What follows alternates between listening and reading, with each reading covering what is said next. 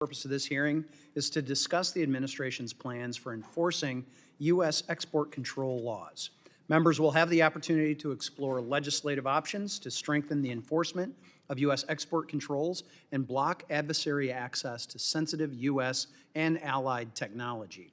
I now recognize myself for an opening statement. We are here today to discuss the AI arms race against the Chinese Communist Party and our law enforcement efforts to protect America's crown jewel technologies. Just last night, Reuters reported that DeepSeek's latest AI model was trained on illegally smuggled NVIDIA Blackwell chips, America's most advanced AI chips. President Trump wisely banned China from getting that chip, but China is finding them anyway. China's AI chips cannot compete with ours, so Beijing is resorting to theft instead. This chip smuggling story is just one example of how China's AI ambitions are living off of stolen American technology. Beijing's AI giants like DeepSeek and Moonshot AI are stealing the intellectual property of America's leading AI labs through a method called distillation. The theft of our AI models is so brazen that when one Chinese model was asked to identify itself after being released this month, it called itself Claude, the name of one of America's leading AI models. China is also smuggling the technology it needs to make AI chips. In 2024, Huawei smuggled components from TSMC to make the equivalent of 1.5 million of its most advanced AI chips. The only reason the U.S. government even learned of this smuggling is because a tech blog discovered it and notified BIS. Huawei's stockpile of smuggled AI chips from TSMC is still paying dividends for China more than a year later. Based on public reporting, it's unclear whether Huawei has produced any AI chips without that smuggled stockpile. We are still waiting to see what TSMC's penalty will be for the worst violation of export controls in American history. The evidence is clear. Without U.S. and allied technology, the CCP would lose the AI arms race. So, Beijing resorts to stealing. But to date, the United States has struggled to fully stop the CCP's AI theft. That brings us to today's hearing. Assistant Secretary Peters is tasked with cracking down on violators of our export control laws. Thankfully, BIS's export enforcement is doing what it can to enforce our rules. On the first day of the administration, President Trump, in the America First Trade Policy Memorandum, instructed his team to strengthen enforcement on our export controls. The administration requested, and the House supported, a 77% increase to BIS's budget, with most of that going to export enforcement. However, the Senate only agreed to a 23% increase. That is a good start, but it's not where we should be. America's adversaries are working around the clock to circumvent our export controls, and the status quo will not meet the urgency of this moment, is my fear. I look forward to partnering with BIS on this mission, as Congress also plays a major role in this story as well.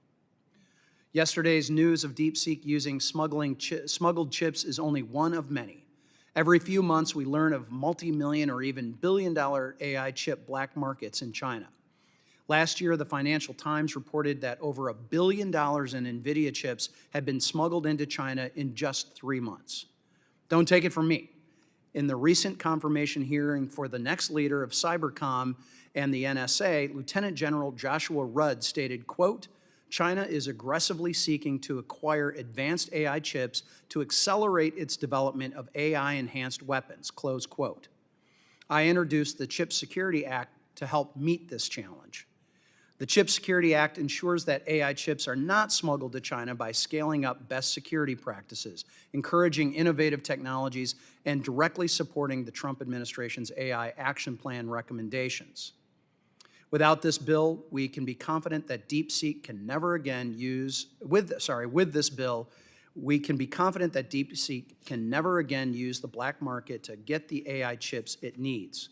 This committee is ready to help the Trump administration win the AI arms race against the Chinese Communist Party. We cannot fail in this enforcement mission. Every case that BIS brings against these smugglers is one step closer to ensuring that the free world and not the Chinese Communist Party wins the defining technologies of our time. And with that, I yield back, and the chair now recognizes the ranking member from California, Representative Kamlager-Dove, for an opening statement. Thank you, Mr. Chair, for holding this important hearing, and thank you to Assistant Secretary Peters for being here. Export controls are only as effective as our ability to enforce them, and today's hearing is an opportunity to examine and address the major barriers to better enforcement. Over the past few years, insufficient funding has been one of the most consistent challenges to our export enforcement capacity. BIS has had to execute complex new rules related to Russia's invasion of Ukraine and China's access to AI technologies using outdated IT systems, and only 11 export control officers conducting in-use checks overseas.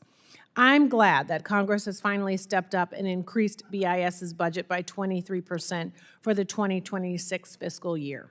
My bill, the Export Control Enforcement Act, would increase the number of export control officers who are the backbone of our global enforcement efforts. With these new resources, I hope BIS's first action is to hire more ECOs in line with my legislation. But funding is not the only ingredient for effective enforcement. The massive scope of BIS's remit means success is only possible if enforcement is treated as a team effort across the interagency in partnership with industry and in coordination with our allies. And given that the volume of controlled transactions will always exceed whatever resources BIS may have to monitor them, clear, stable, and predictable regulations are necessary to reduce self-imposed complications.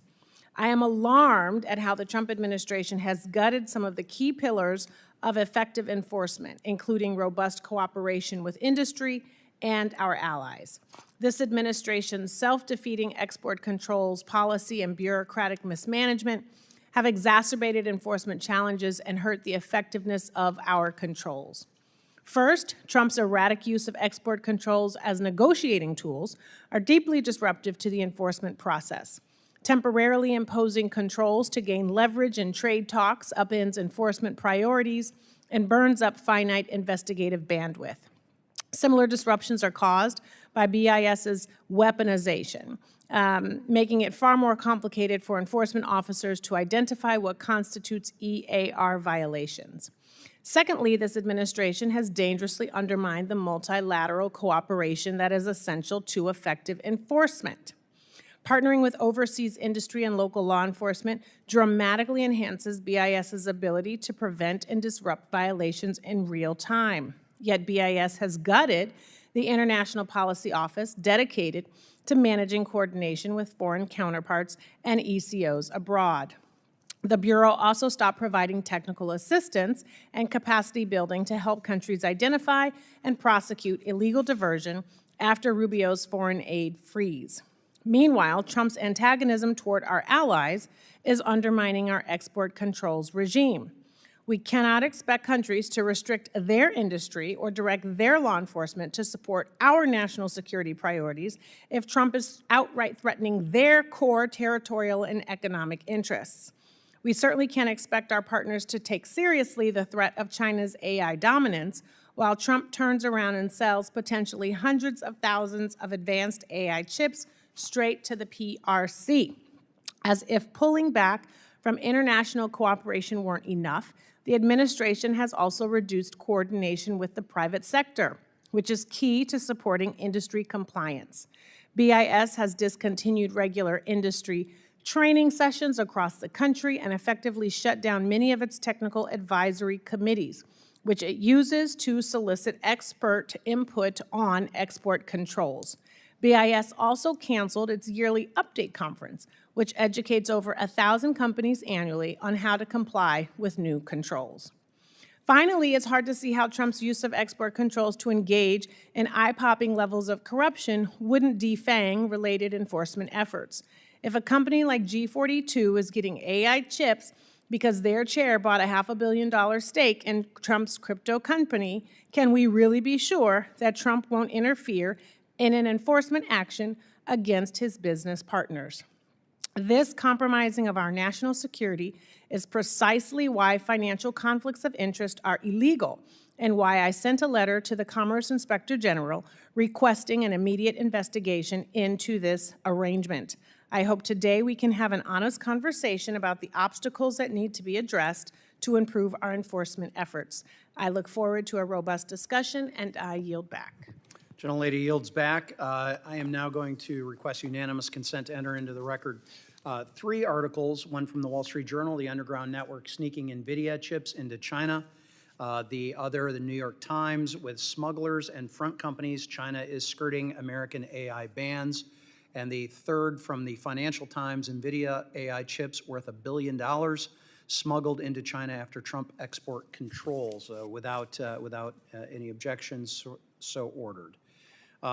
The other members of the committee are reminded that opening statements may also be submitted for the record, and we're pleased to have Assistant Secretary of Commerce for Export Enforcement for the Bureau of Industry and Security at the U.S. Department of Commerce, the Honorable David Peters, before us today. The committee recognizes the importance of the issues before us and is grateful that you are here to speak with us today. We know that you were confirmed, I believe, in October. We had a then 43-day interruption of government operations, which I'm sure did not help your work, or frankly, it didn't help our work. But here we are today, and we're glad that you are here. Your full statements will be made part of the record, and I'll ask to keep your spoken remarks to 5 minutes or so in order to allow time for member questions. So with that, I now recognize Assistant Secretary Peters for an opening statement.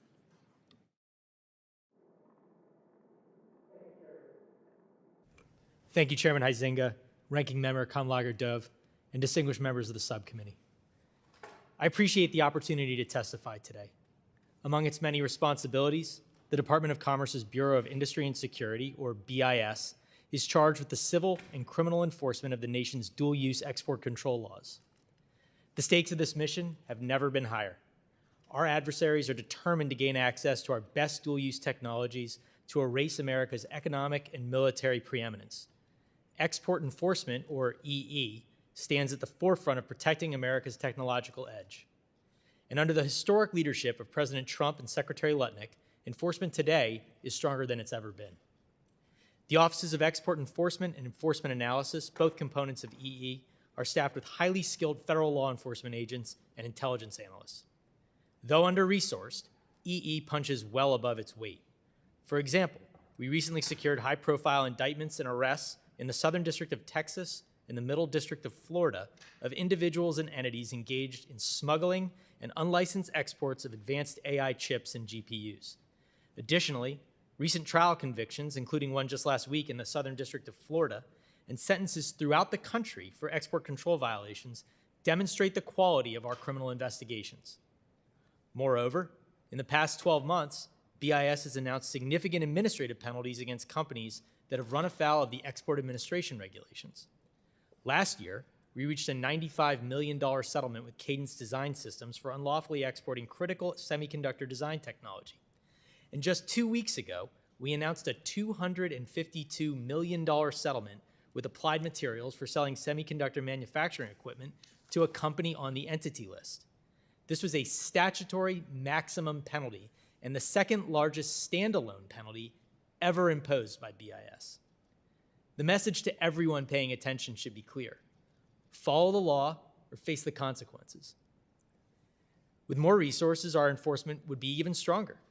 In fiscal year 2025, BIS collected far more in criminal and administrative penalties, forfeitures, and restitution, roughly $278 million, than our funding, which is approximately $191 million.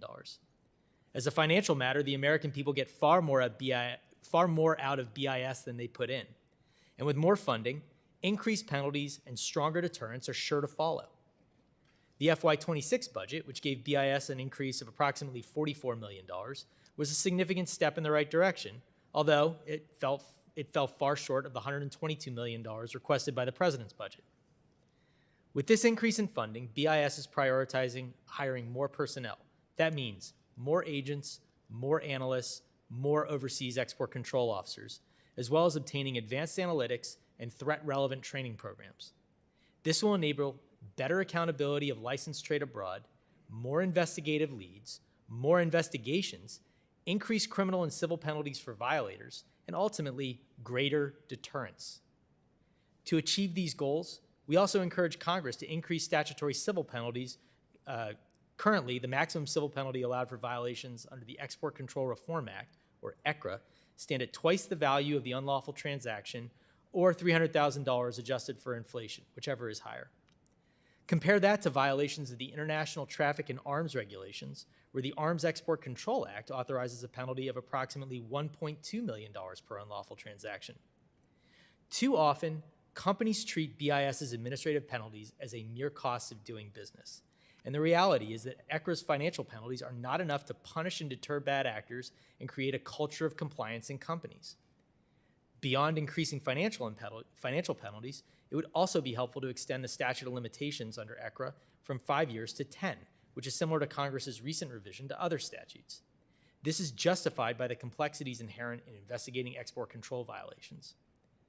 To conclude, stronger penalties and stronger deterrence are critical, and this is because the risks to our dual-use technologies have never been more serious. I appreciate that the members of this committee recognize the threat, and I'm grateful for your support in confronting it. Thank you again for having me before you today, and I look forward to your questions. Thank you, Assistant Secretary Peters. Appreciate that input. And with that, I'm now going to recognize the gentleman from Texas, Congressman Self, for 5 minutes of questioning. Thank you, Mr. Chairman, and thank you for being here. Did you say that was a $252 million penalty? Okay, thank you. Look, we know that both TSMC and NVIDIA, TSMC has smuggled chips. NVIDIA has always builds chips just under the threshold that Congress sets. So with that, I'm concerned about the gaps in our export controls. And I agree with you, they're too far, they're too low to deter bad behavior. My ECRA Penalties Increase Act, I want to go directly to a comment you made. It increases it from 2 times to 4 times the basis of the transaction, and the base penalty from $300,000 to $1.2 million. Now that may level it up, but we're talking about vast sums in these chips if they get exported. Is that enough in your mind to deter bad behavior? Thank you for the question, Congressman. I appreciate your work on this bill, and I appreciate your support for increasing these penalties. As I stated during my testimony a moment ago, increased penalties are really key here, in and amongst other tools, to make sure that we are creating a culture of compliance and establishing what is critical, that is effective deterrence. Listen, 4 times the value of the unlawful transaction is certainly a good place to start, but I'm not entirely certain it's where this discussion should end. I do think that there is, potentially a sweet spot where if the penalties get too high, it discourages our voluntary self-disclosure program, but 4 times the value of the unlawful transaction, I really believe is where we ought to be starting this conversation, if not dramatically higher. Okay, have you seen any evidence of companies actually pricing in the cost of violations into the cost of doing business? Do you see that? I don't know if I'd say the evidence that I've seen in our ongoing enforcement actions shows directly that they are pricing in the cost of potential enforcement.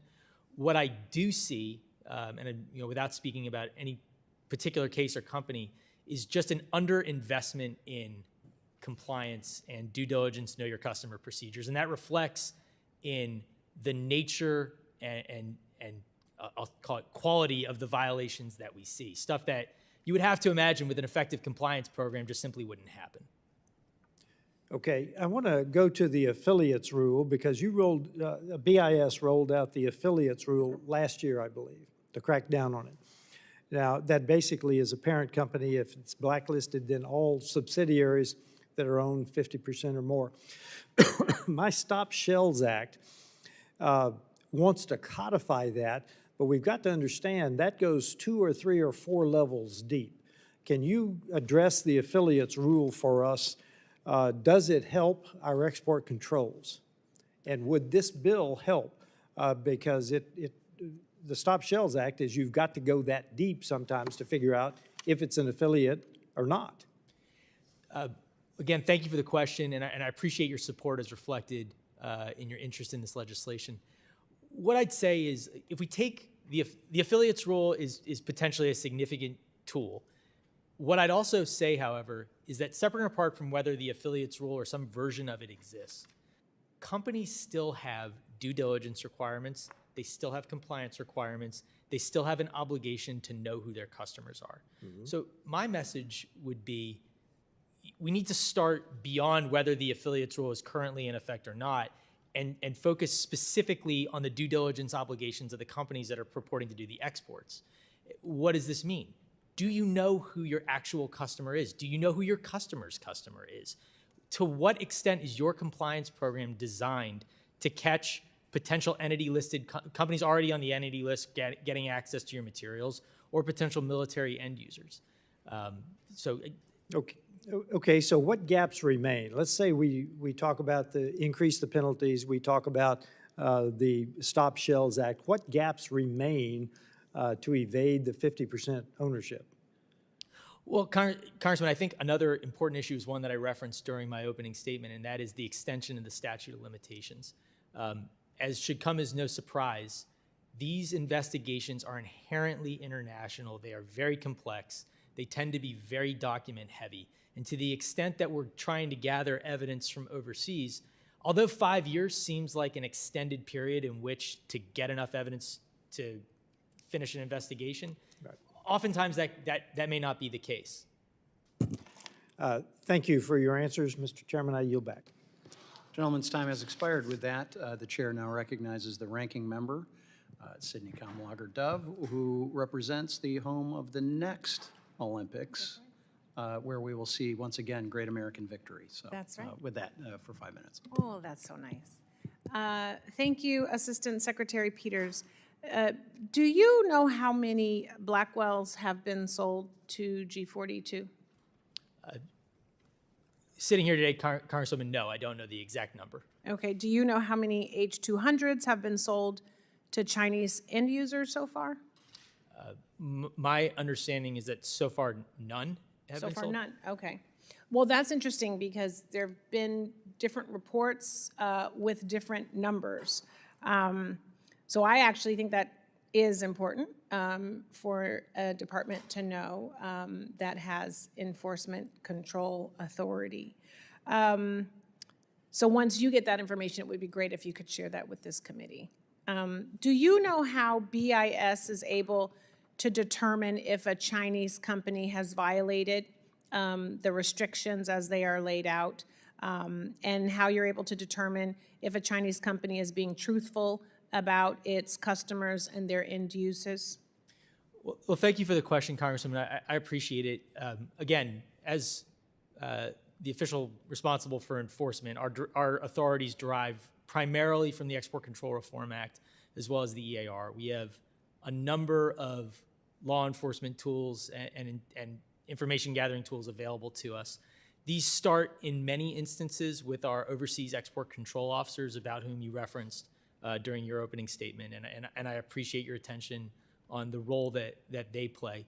We also have access to a variety of sources of information, some publicly available, some on the classified side, and that drives a considerable amount of our analysis of whether there are potential violations of law.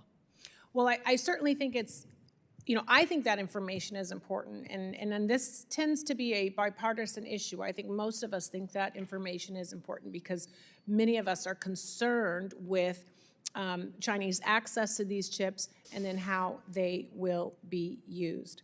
So would you say that stopping the diversion of controlled technology is an important priority for your office? Absolutely, Congresswoman. It is the priority for us in export enforcement. Stopping preventing diversion is our bread and butter task. I am so glad that you said that. So my next question is, does BIS plan to use its new funding to restart the technical training and capacity building that was helping partner countries to better identify and prosecute illegal diversion? Thank you for the question, Congresswoman. We interact with a variety of countries with respect to this problem set. I disagree somewhat with the premise of the question that we in export enforcement are not involved in partnership with our foreign law enforcement partners. We remain actively involved as not only part of our ECO programs run out of our embassies abroad, but also just as a general matter of course. We are regularly in contact with foreign law enforcement agencies. Yes, so I should restate, that was not the premise of the question. The question is, now that you've gotten a little bit more funding, if you would be willing to commit to more training and capacity building, because we want to make sure that our partners in other countries are working in tandem with us and have the resources that they need, that we need them to have in order to be able to identify and prosecute illegal activity. Thank you, Congresswoman. I'm sorry if I misstated the premise of your question. Of course, as we get new funding and as we hope to expand our ECO program, that is inevitably going to result in more host nation law enforcement, LE to LE interaction, with an eye towards helping them to help us to identify potential violations of law. So you're saying you need new funding, the more funding, not the current funding that you got? What I'm saying, Congresswoman, is now that we have the new funding, our expectation is to use it in part to expand our ECO program, which I expect is going to bleed into additional LE to LE partnerships. Okay, well, that's helpful to hear. As you also heard me in my opening statements, I talked about the annual update conference. So are you willing to commit to working with your export administration colleagues to resume BIS's participation in its technical advisory committees and to hold the annual conference? Congresswoman, we work with our export administration colleagues on a daily basis on a variety of issues. As far as the tax are concerned, again, that is primarily an EA function. We had some interaction previously with, I believe it was the regulatory and policy TAC. I'm not sure what the status of that is, but I'm happy to take that back to my colleagues in EA and get an answer for you. I would appreciate it if you could get back to us on a few of those things, including that, but also if you're able to access the number of chips that have been sold. I think that would be of use to the committee as well. Thank you, and I yield back. Gentlelady's time has expired. With that, the chair recognizes the delegate from Guam, Mr. Moylan, for 5 minutes. Thank you, Mr. Chairman. Assistant Secretary Peters, thank you for coming on in today. And you made it pretty clear that halting China's AI advancements and maintaining U.S. leadership is one of our most critical for us, and the national security is a challenge every day that you have to go through. And then we have what we call the China AI Power Report Act. It requires BIS and State Department to create an annual report on China's entire ecosystem, including its compute capacity, supply linkages, and applications to its military and industries. And if we don't have that, then I'm afraid we're just simply shooting our darts blindfolded in the dark. The challenges we need to address is recruiting and retaining people who understand their national security imperatives, but also have industry knowledge and technical expertise.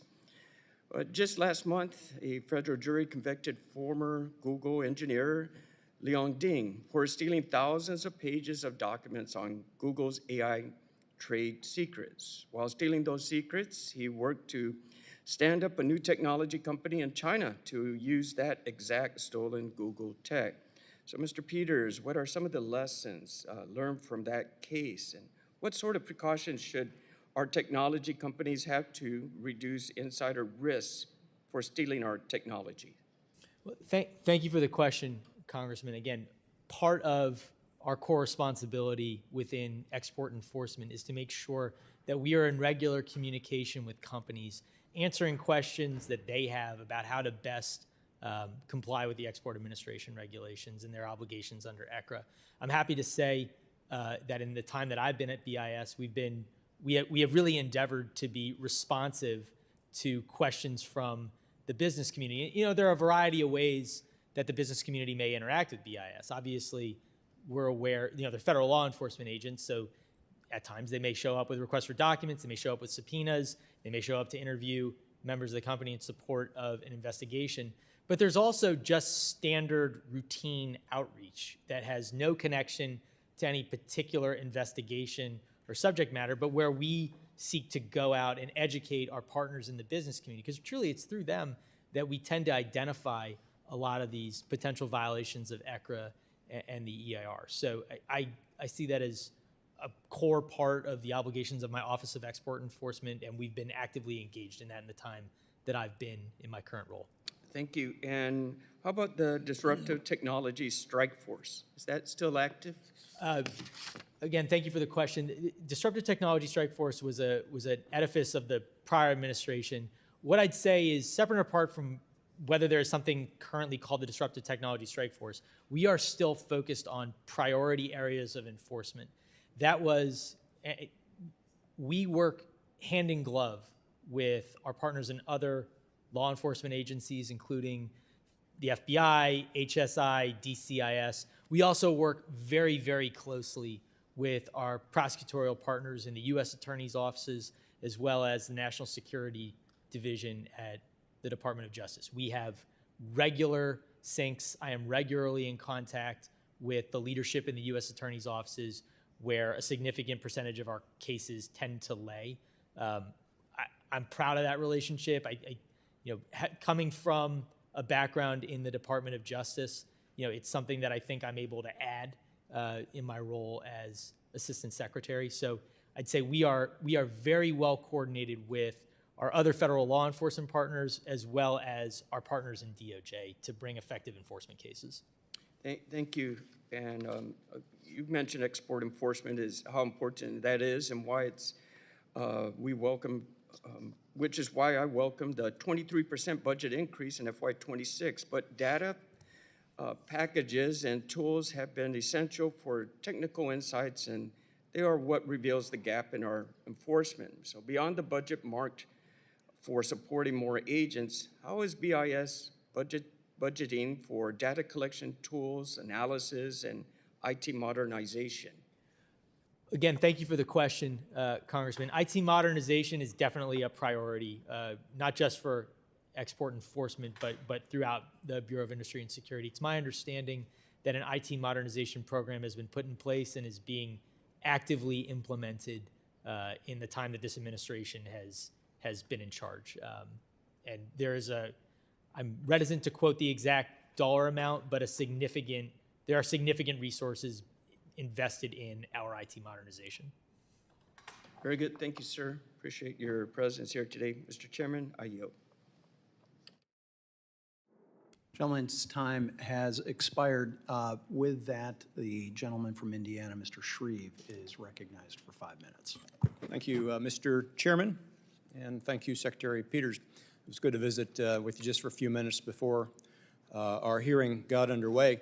So you shared with me that you've been working in this space, the export control space, since 17, for nearly a decade, which is longer than certainly I have, or many of us here on the dais. It's fast-moving as the evolution in semiconductor technology is dizzying and threatening, certainly to our country. These rapidly evolving advancements in the increasingly complex export controls span hundreds or thousands of pages of regulation. It's hard for congressional staff and certainly even members of Congress to interpret the intricate rules of BIS, and I'm concerned that our export control officers also face difficulties in consistently applying them. To help address these gaps, I recently introduced the BIS Strength app with our ranking member, Kamlanger Dove.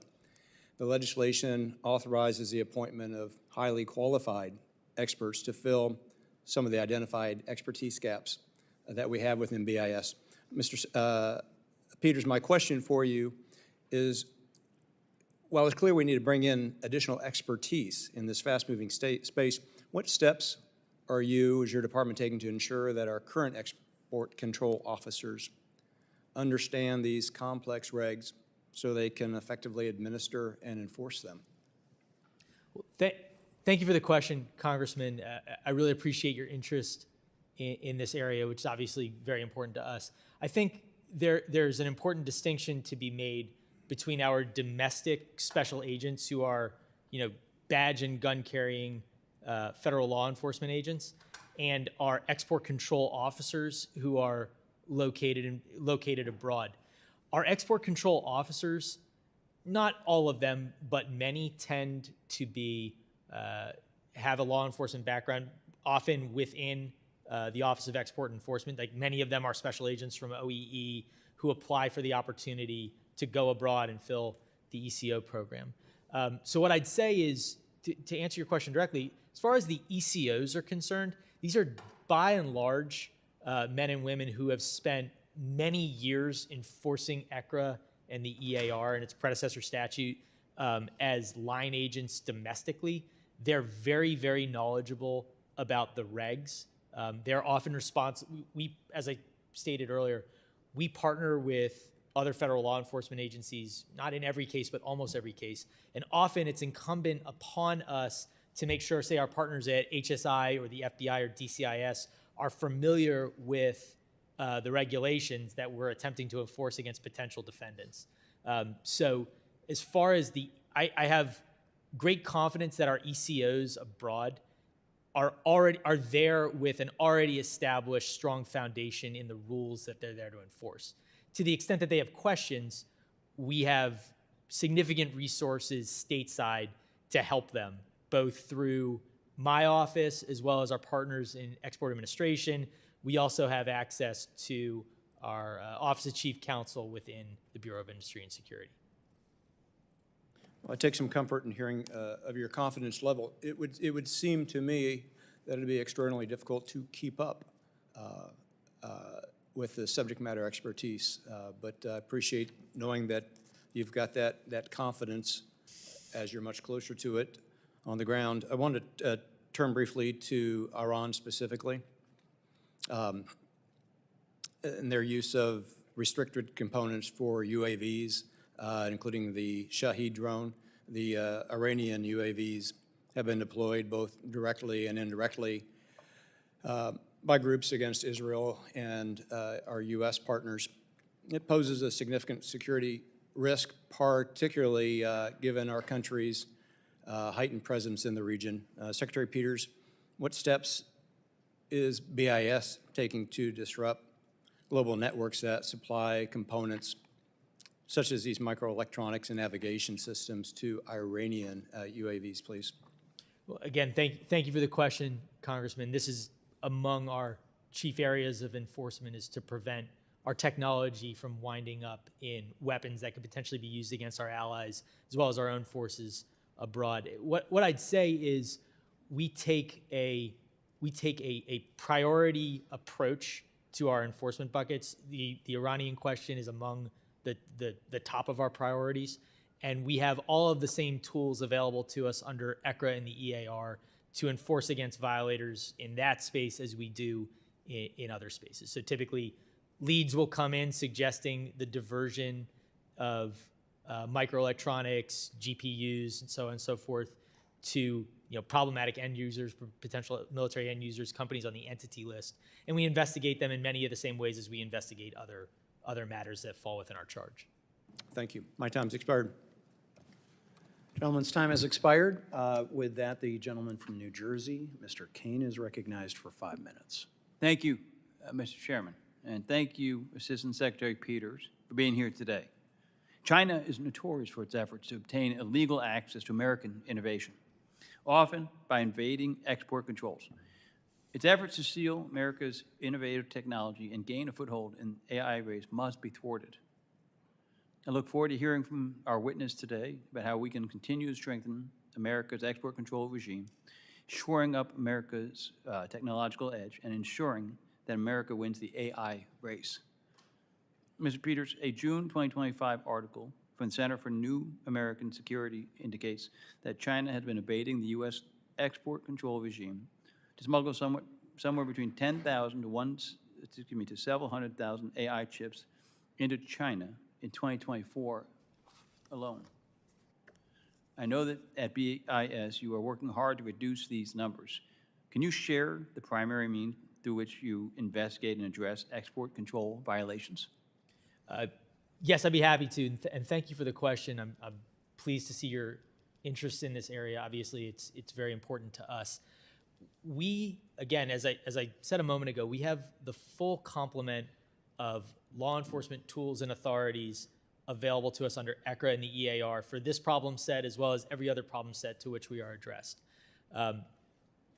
Generally speaking, the process is not dissimilar from that which our other federal law enforcement partners engage in. That is, we receive leads, those leads get assigned out to an appropriate field office, an agent takes charge of it, they do an initial investigation, they'll work the case to a point where they believe they have enough to go to a United States Attorney's Office to open up and potentially gain access to a grand jury, and then issue additional process out of the U.S. attorneys through the prosecutors in the Department of Justice that they would, that our law enforcement partners and other agencies would in any other kind of case.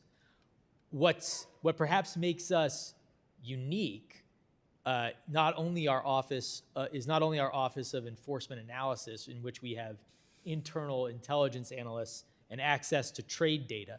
We also have, as I've mentioned several times throughout this hearing so far, the advantage of our export control officers overseas.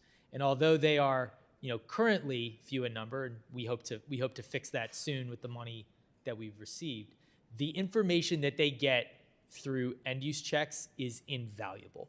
And it feeds what I like to refer to as a virtuous cycle of information that's not only relevant to my partners in export administration, my colleagues in export administration, but also to our law enforcement investigations, be they criminal or civil. And you bring up, Congressman, the issue of AI chip diversion. And I'd like to direct your attention to a December 8th, 2025 press release out of the Southern District of Texas related to a matter that we call Operation Gatekeeper, in which we have arrested several individuals responsible for smuggling hundreds of millions of dollars of AI chips and GPUs to the places that you mentioned as areas of concern. But the violation was not discovered by BIS, but by a small tech blog originally.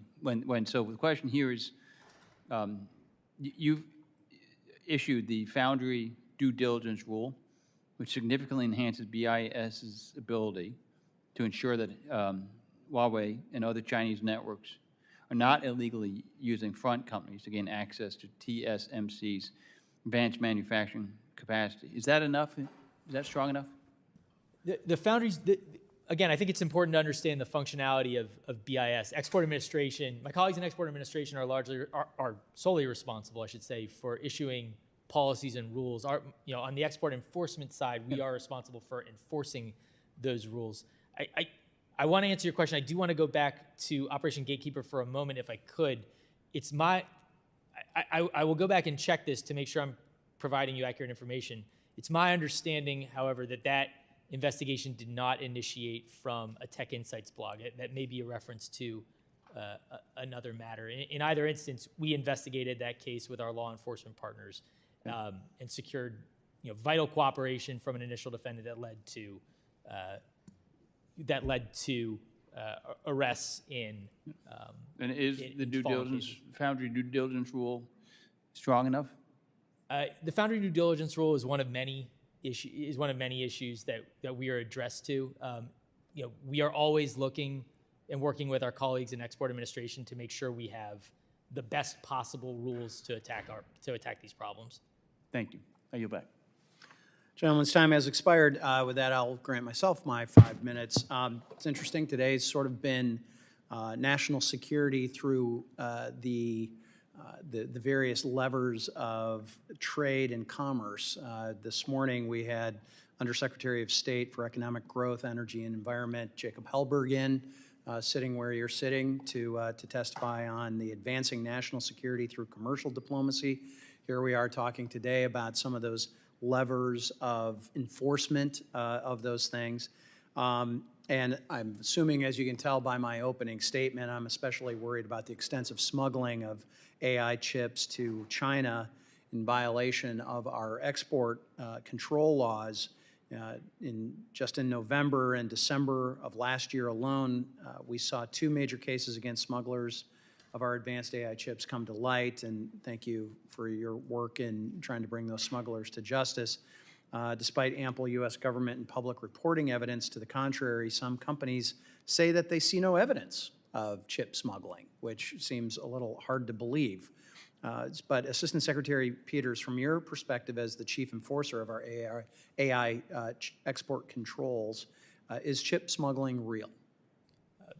Simply put, yes. There is chip smuggling. It is going on. We are actively addressed to this problem. It is among our top enforcement priorities.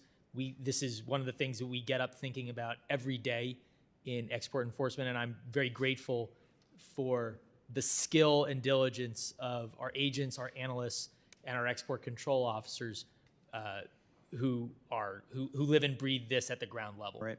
Well, pass along our thanks to them as well, if you would. I think what most people don't understand is the scale of America's sale of AI chips worldwide, how massive it really is. America, or in America, will make upwards of 10 million AI chips this year, with many of them sold internationally from Southeast Asia, the Middle East, and even to Armenia, places like that where you wouldn't necessarily think of them as tech hubs. However, America has only 11 export control officers that you've been talking, or rather those on the front lines responsible for ensuring export control compliance worldwide. Given the scale of the AI chip sales and BIS's limited personnel, would you say it's been challenging for BIS to have certainty that the chips that America is selling around the world and selling abroad have not eventually been smuggled to China? Well, thank you for the question, Congressman. Again, enforcement is, there are just inherent challenges with enforcement, whether it, domestically there are challenges. Obviously, those problems, are increased in an overseas setting where you're required to rely on host nation law enforcement support in order to accomplish your mission. Of course, with more resources, we can do more. We are doing a lot now. These new resources will enable better accountability of our trade abroad. As I've mentioned several times, I anticipate an expansion of our ECO program. Right. The idea being more ECOs, more ability to observe licensed trade abroad, more ability to contribute to what I've now referred to several times as a virtuous feedback loop of information to inform not only licensing decisions, but also the trajectory of potential criminal and civil regulatory investigations.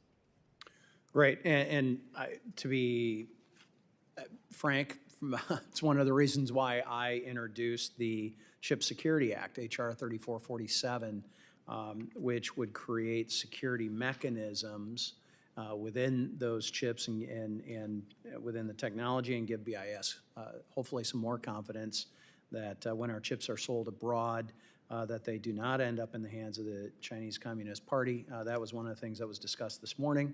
Was some of the technology announcements. I believe it's G42 out of UAE that announced that they're able to put that technology into the chips. And I think we're all trying to build towards certainty of making sure that we know where those chips are. Are they in the hands of the intended recipients, or are they being used for malign purposes? So with, I don't know if you have anything quickly that you want to add on that. Otherwise, hopefully the gentlelady from Florida has been settled in and is able to take her 5 minutes. So unless you have something very quickly you want to add to that. No, Congressman, again, we appreciate your interest in this area and your support in ensuring that we are better able to do our job. As I sit here today, I'm probably not familiar enough with the technical capabilities to perform the action that you just described, but it's something that I'm certainly open to learning more about and working with your office. Great. With that, I yield back. The chair now recognizes the chairwoman of the Western Hemisphere Subcommittee on Foreign Affairs, the gentlelady from Florida, Maria Elvira Salazar, for 5 minutes. Thank you, Mr. Chairman. Thank you very much, and I commend you for putting together this this hearing, and to you, Mr. Peters, for coming and sharing with us your experience and your comments. I just wanted to share with you a letter that we sent last week to the Undersecretary Kessler and signed by Mario Diaz-Balart, Carlos Jimenez, and myself. And this letter says specifically, requesting from your office a full review of all export licenses to the island of Cuba. I'm not sure if you are familiar with this letter. And the reason why we did this, Mario Diaz-Balart, Maria Salazar, and Carlos Jimenez, or Carlos Jimenez and myself, Maria Salazar, is because there is a new elected official in the city of Miami, the city that I represent, called Dariel Fernandez, who is the tax collector. And thanks to him, he went over and beyond his call of duty, and he was able to discover that there were general licenses granted by OFAC and by your office, BIS, to export items to the island of Cuba. And he was able to discover that the United States government has allowed for Ferraris, Rolls Royces, Maseratis, jacuzzis, jet skis, golf carts to be exported to Cuba. A country that has, the average Cuban does not have water, electricity, does not have food, medicine, and they don't have freedom. So I don't think that sounds really humanitarian to me. Were you aware that that was happening? Thank you for the question, Congresswoman, and I share your concern about this issue. In my role as the Assistant Secretary for Export Enforcement, we investigate violations of ECRA and the EAR. But did you know that specifically OFAC and BIS was allowing under these licenses granted by your office? And I'm not saying that this started with the Trump administration. I'm saying that it has continued. Were you aware that the general licenses granted to certain individuals included Ferraris and Rolls Royces to the island of Cuba? Again, Congresswoman, I was not personally aware. Got it. So you were not personally aware, and anyone in your office. Got it. But it doesn't really sound highly humanitarian. For me, humanitarian is food and medicine, not Ferraris.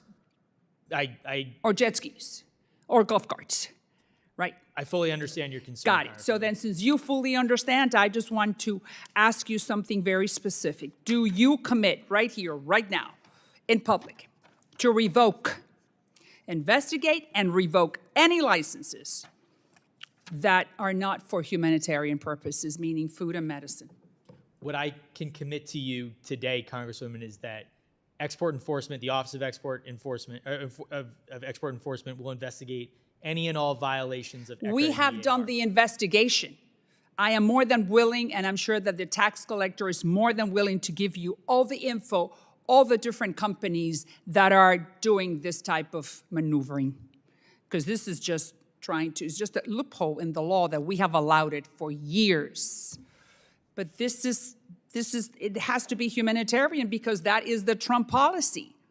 Humanitarian items to the island of Cuba. So do you commit to revoke those licenses if we provide to you all the documentation? Again, I think I'm not trying to quibble with you, Congresswoman. I'll certainly take your concerns back to my colleagues in Export Administration who are responsible for our licensing procedures. And after that, what happens? You take it, they review, what happens? Again, I'd be uncomfortable to speak too much to their equities, but they have the option to revoke existing. They generally speaking have the option to revoke existing licenses. Who has the option to revoke? Who has that? It's within the Export Administration side of the Bureau of Industry and Security. Who heads that office? We have an acting assistant secretary at the moment. We don't have a nominated and confirmed. So did you think that maybe the acting secretary could take this request that I am bringing to you and forewarn him what's happening, inform what I just told you, and I'll give you all the documentation, the name and the companies. This is just a loophole. I will absolutely bring... The United States is not in the business of sending Maseratis and Rolls Royces to Cuba. I understand, Congresswoman, and I'll certainly bring your concerns and any information you provide back to And my what is the name colleagues. of the person that we need to talk to? The person that has the ability to revoke those licenses. What's his name? Again, the Undersecretary for the Bureau of Industry and Security is, I assume you know, is Jeffrey Kessler, since you wrote the letter. Correct. Yeah, and so I can work with him as the Undersecretary and. Please do so, because we're going to be following up with you. Okay, thank you, Congresswoman. And we're here to help you with any documentation, any research that the tax collector has done. And thank you for your time. Thank you. And for wanting to help us. I yield back. That gentlelady's time has expired, and we'd like to welcome a guest, a member of the full committee, representative from Rhode Island, Mr. Amo, for 5 minutes. Thank you, Mr. Chairman. I appreciate your accommodation today. Thank you, Assistant Secretary, for being here. As you know, the Bureau of Industry and Security ensures our most sensitive technologies stay out of the hands of adversaries, and when necessary, even from partners who may pose a risk. BIS uses export controls to protect advanced artificial intelligence systems, drone and missile detection technology, and other advanced critical tools for our national security. But export controls only work if they're consistently enforced and if BIS has the resources, the staff, and the independence to do its job. Under President Trump, our export controls have been, frankly, inconsistent and politicized. I'm worried he's ceding ground to authoritarians who would use our technology against us. In January, BIS loosened export controls to allow China to purchase H200 chips. These chips have 6 times the processing power of those previously restricted and far beyond what China can currently produce on its own. Approving the export of these chips undermines our competitive advantage and national security in the AI arms race. Trump also approved advanced AI chips to Saudi Arabia and the UAE, despite serious national security fears about their close ties to China. The timing raises even deeper alarms. 2 weeks after Special Envoy Steve Witkoff's son announced a $2 billion cryptocurrency deal with the UAE investment fund, Trump granted the UAE access to our advanced AI chips. We now know a UAE sovereign wealth fund made a $500 million deal with the Trump family to purchase a 49% stake in that same cryptocurrency company. These overlapping financial interests raise serious questions about how Trump is abusing our export controls and whether they are being used to enrich government officials and their families. So, Assistant Secretary Peters, are political staff rather than career experts now reviewing and approving export control licenses? Thank you for your question, Congressman. I appreciate your interest in this area. Again, as I've stated several times, my role as the Assistant Secretary for Export Enforcement is to oversee the enforcement of enforcement with respect to potential violations of ECRA and the EAR. How licenses are approved and the process therein incumbent is the province of my colleagues in export administration. So I would have to defer to them as to what process. And do they consult with you, or do you have any sort of visibility into their processes? We provide information on a case-by-case basis that may be relevant to whether to grant or deny license applications. Okay, so there is some visibility there into some of their activities. Again, we provide information on a case-by-case And they basis. may not use it, is what you're saying. No, I'm not suggesting that at all, Congressman. I think it is among the information that is relevant my understanding is that it's among the information that is relevant in arriving at a decision with respect to a license application. And do you feel like you're interacting with political or career staff at your engagement point? BIS is comprised of some political staff and mostly career staff, many of whom have years, if not decades, of relevant experience. Their expertise is relied upon in my observations, particularly in export enforcement, which is my purview. We rely on career law enforcement officials, intelligence analysts, without regard to any political persuasions. Okay, well, I hope that limited number of political,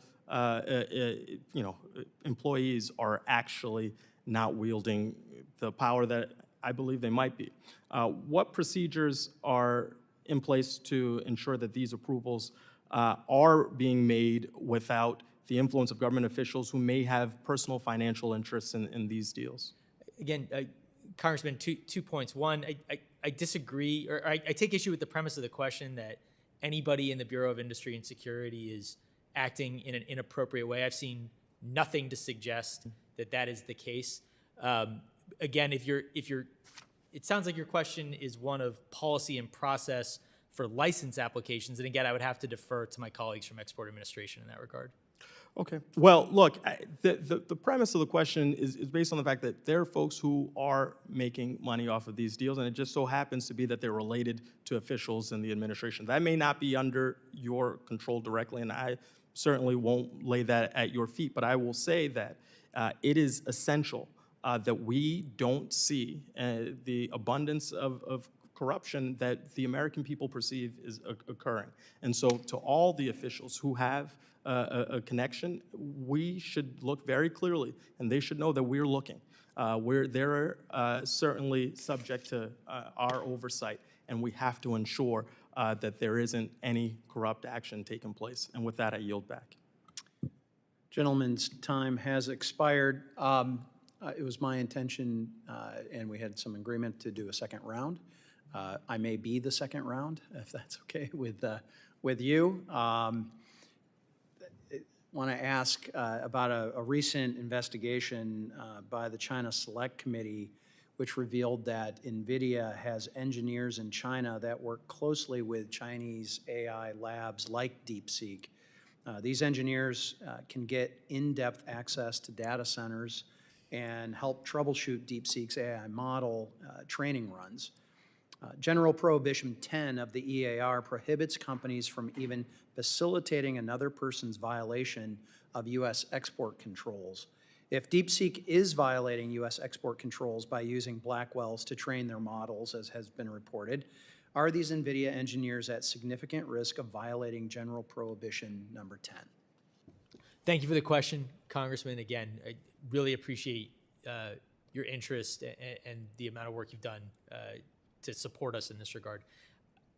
I cannot speak and won't speak to any potential ongoing investigations or to hypothetical applications of law, or the application of law to hypothetical facts. What I will say is that NVIDIA is one of our most successful companies. I think we all celebrate that. We just want to make sure that everybody is adhering to the law. And to that point, everybody who is in the export space is accountable to the prohibitions of ECRA and the EAR.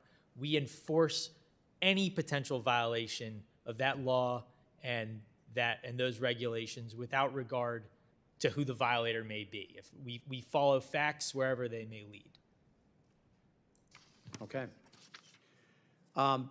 One of the key roles export enforcement plays is in conducting end-use checks worldwide, in which BIS ensures that technology that is sold goes to where it actually should be arriving.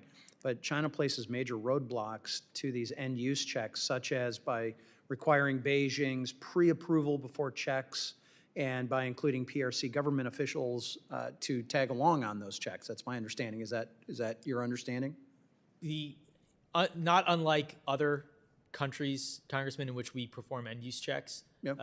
It is often the case that host nation law enforcement or host nation government representatives accompany ECOs on end-use checks. And I'll just note that oftentimes that is to the benefit of the ECO in order to garner cooperation from the target of the end-use check. Okay, great. As long as those tag-along agents are actually interested in forcing that cooperation, that would be my observation.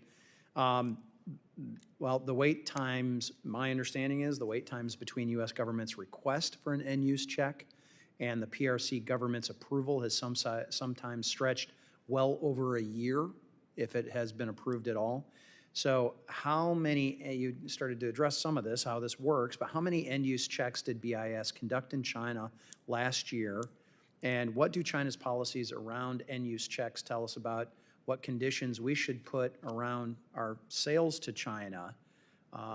And finally, when was there a bilateral agreement between America and China that governs end-use check access negotiated? Again, thank you for the question, Congressman. I don't have the exact number of end-use checks performed in PRC and Hong Kong last year. I'm happy to take that question back and Please, and see if I would can- expect an answer on that. Yeah.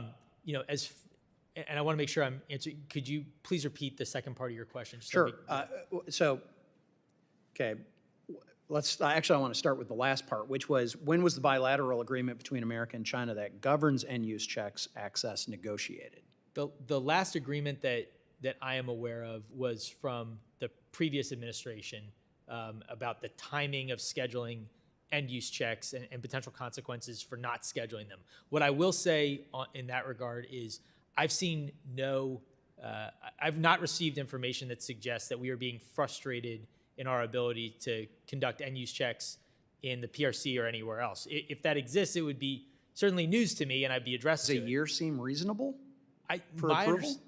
No, Congressman, it doesn't. But my understanding is at present, that's not the amount of time it's taking to schedule an end-use check. So you are you asserting that this bilateral agreement solved some of those issues that were reported? What I'm asserting, whether or not it solved it, is to one side.